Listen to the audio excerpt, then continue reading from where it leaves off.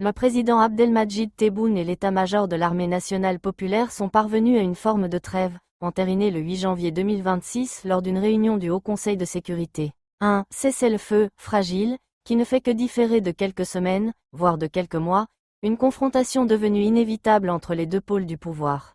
La présidence algérienne s'est finalement résolue à ajourner son projet de révision technique de la Constitution en vigueur depuis décembre 2020, une initiative destinée à permettre au chef de l'État de prolonger son maintien au pouvoir au-delà de l'échéance légale de son mandat, fixée à septembre 2029. Le président Tebboune et son entourage ont pris la mesure de leurs limites. Le contrôle étroit des médias publics et privés ne suffit plus à garantir la reproduction du scénario de son prédécesseur, Abdelaziz Bouteflika, lequel avait réussi à lever le verrou constitutionnel limitant le nombre de mandats présidentiels à 2.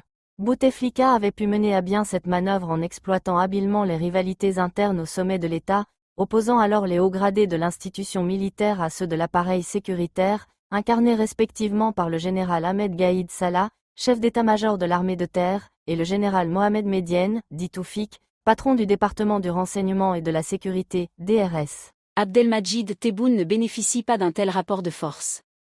Son projet de pérennisation au pouvoir s'est heurté à l'opposition ferme du chef d'état-major, le général Saïd Changria, qui cumule également les fonctions de ministre délégué à la Défense. Ce refus s'est exprimé de manière éloquente à son absence remarquée lors de la réunion du Conseil des ministres du 28 décembre, pourtant appelé à examiner la fameuse « révision technique » de la Constitution. Les autres généraux ont suivi cette ligne de défiance en boycottant le discours prononcé par Tebboune le 30 décembre à Alger devant les deux chambres du Parlement.